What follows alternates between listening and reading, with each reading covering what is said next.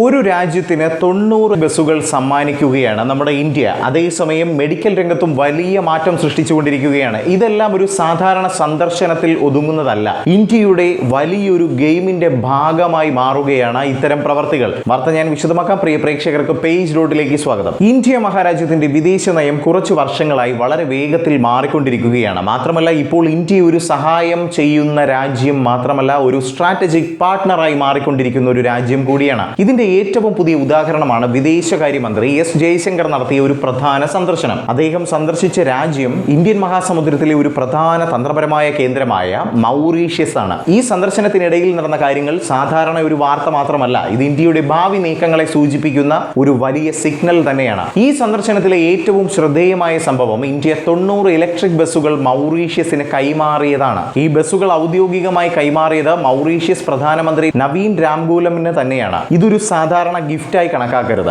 ഇതൊരു സന്ദേശം തന്നെയാണ്. ഇന്ത്യ ഇപ്പോൾ ലോകത്തിന് മുന്നിൽ പറയുന്നത് ഭാവി ഗ്രീൻ ടെക്നോളജിയുടേതാണെന്നും അതിൽ തങ്ങളും മുന്നിൽ തന്നെയാണ് എന്നതുമാണ്. ഈ ബസ്സുകൾ ക്ലീൻ എനർജി അടിസ്ഥാനത്തിൽ പ്രവർത്തിക്കുന്നതിനാൽ പരിസ്ഥിതി സൗഹൃദ ഗതാഗതത്തിലേക്ക് ഒരു വലിയ ചുവടുവയ്പ് തന്നെയാണ്. ഈ ഒരു നീക്കത്തിന് പിന്നിൽ വലിയൊരു ആശയമുണ്ട്. ഇത് ഗ്രീൻ പാർട്ണർഷിപ്പ് എന്നാണ് വിളിക്കുന്നത്. ഇന്ത്യയും മൗറീഷ്യസും ചേർന്ന് സസ്റ്റൈനബിൾ ഡെവലപ്മെന്റിലേക്ക് പോകുന്ന ഒരു ശ്രമം. ഇത് ട്രാൻസ്പോർട്ടേഷനിൽ മാത്രം ഒതുങ്ങുന്നതല്ല, ഇത് എനർജി, ഇൻഫ്രാസ്ട്രക്ചർ, ഫ്യൂച്ചർ ടെക്നോളജി എന്നിവയിലേക്ക് വ്യാപിക്കുന്നു. അതുകൊണ്ട് തന്നെ ഈ 90 ബസ്സുകൾ ഒരു തുടക്കം മാത്രമായാണ് നമ്മൾ കണക്കാക്കേണ്ടത്. ഈ ഒരു സന്ദർശന വേളയിൽ മറ്റൊരു വലിയ സംഭവം അരങ്ങേറി. മൗറീഷ്യസിലെ ജവഹർലാൽ നെഹ്റു ഹോസ്പിറ്റലിൽ ഒരു പുതിയ റേനൽ ട്രാൻസ്പ്ലാന്റ് യൂണിറ്റ് ഉദ്ഘാടനം ചെയ്തതാണ് ആ ഒരു സംഭവം. ഇത് മൗറീഷ്യസിലെ ആദ്യ ഡെഡിക്കേറ്റഡ് കിഡ്നി ട്രാൻസ്പ്ലാന്റ് ഫെസിലിറ്റിയായി മാറി എന്നതാണ്. ഇതോടെ മുൻപ് വിദേശത്ത് പോകേണ്ടി വന്നിരുന്ന രോഗികൾക്ക് ഇപ്പോൾ സ്വന്തം രാജ്യത്ത് തന്നെ അഡ്വാൻസ്ഡ് ആയിട്ടുള്ള വലിയ ചികിത്സകൾ ലഭിക്കുമെന്നതാണ്. ഇതൊരു മെഡിക്കൽ പ്രോജക്റ്റ് മാത്രമല്ല, പല കുടുംബങ്ങൾക്കും ഒരു സെക്കൻഡ് ചാൻസ് നൽകുന്ന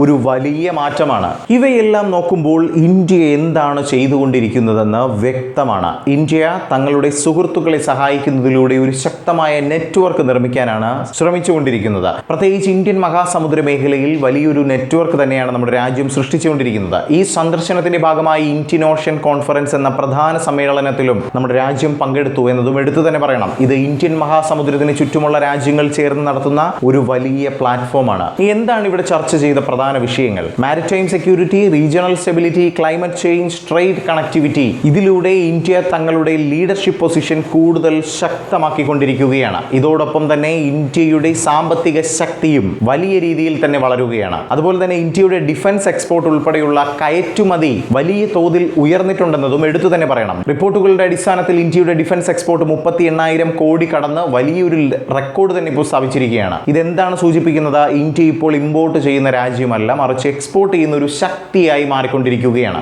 മിസൈലുകൾ, ഹെലികോപ്റ്ററുകൾ, ഡിഫൻസ് സിസ്റ്റങ്ങൾ ഇവയെല്ലാം ഇപ്പോൾ ലോകത്തിന്റെ പല രാജ്യങ്ങളിലേക്കും ഇന്ത്യയിൽ നിന്ന് വാങ്ങാൻ താല്പര്യം പ്രകടിപ്പിച്ചുകൊണ്ടിരിക്കുകയാണ്. ഒരു വശത്ത് ഗ്രീൻ ടെക്നോളജി, മറ്റൊരു വശത്ത് ഹെൽത്ത് കെയർ, അതോടൊപ്പം തന്നെ ഡിഫൻസ് എക്സ്പോർട്ട്. ഇവയെല്ലാം ഒരുമിച്ച് വരുമ്പോൾ ഇതൊരു സാധാരണ വളർച്ചയല്ല, ഇതൊരു വലിയ ട്രാൻസ്ഫോർമേഷൻ തന്നെയാണ്.